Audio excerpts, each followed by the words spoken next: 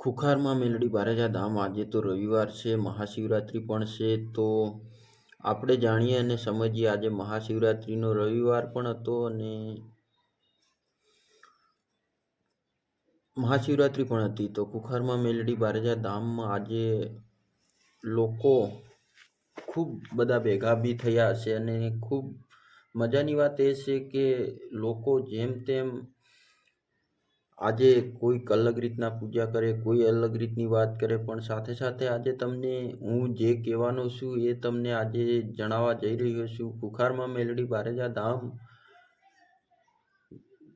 આ ગયા વખતેની બીજી પૂનમ હતી, રવિવારને દિવસે. તો જે પણ ગુરુ માતા માને છે ખુખારમાં મેલડી વિશે, તો આજે માં ભગવતી ખુખારમાં મેલડી આપણને શું સંદેશ આપે છે એ આપણે આગળ સુધી સમજવું છે. અને આગળ સુધી જાણવું હોય તો તમારે આ ચેનલમાં નવા છો તો ચેનલને સબસ્ક્રાઈબ, લાઈક, કોમેન્ટ જરૂરથી કરજો. હું ભક્તિના વિડીયા, ભક્તિ ટાઈપ વિડીયા નાખું છું આ ચેનલમાં, અને ચેનલને વધારે લાઈક, સબસ્ક્રાઈબ કરજો, લોકો સાથે શેર કરજો. ખુખારમાં મેલડી બારેજા ધામ વારંવાર આપણે દર રવિવારે જતા હોઈએ છીએ અને પ્રવચન સાંભળતા હોય. તો આ વખતે ખુખારમાં મેલડી બારેજા ધામ શિવની પૂજા કઈ રીતે કરવી એ તમને કહી દઉં. તો શુદ્ધ જળ ચડાવવું, દૂધ, બીલીપત્ર, તન પાંદડાવાળું ધતુરા અથવા ફૂલ, અભિષેક કરતી વખતે ઓમ નમઃ શિવાય નો જાપ કરો. સૌથી સરળ શક્તિશાળી મંત્ર ઓમ નમઃ શિવાય ઓછામાં ઓછો 108 વખત જાપ કરવો શ્રેષ્ઠ માનવામાં આવે છે.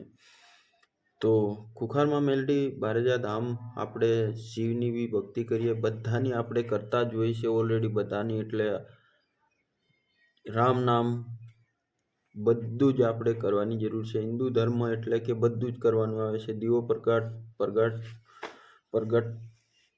પ્રગટાવી પ્રાર્થના કરો, હે મહાદેવ સત્યનો માર્ગ બતાવો, અહંકાર દૂર કરો. પૂજામાં દેખાવ જરૂરી નથી, પૂજા કરવાની કોઈ દેખાવની જરૂરી નથી.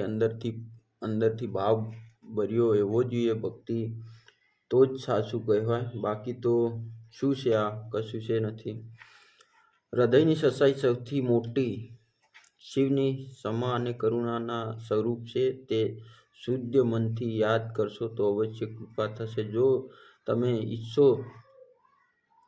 હું સોમવારથી ખાસ શિવ પૂજા વિધિ અથવા મહાશિવરાત્રિ ખાસ પૂજા કરતા હોય છે. સોમવાર એટલે આપણે બધા જાણતા હોય છે કે સોમવારી મહાદેવને આપણે પૂજતા હોય અને મહાદેવ સતત આપણે મહાદેવની શિવલિંગ ઉપર પૂજા પાઠ કરતા હોય બધું જ. તો મહાશિવરાત્રિનો ખાસ દિવસ ભગવાન શિવ પાર્વતીની રાત્રિ એટલે જબરજસ્ત. ભગવાન શિવને ઓમ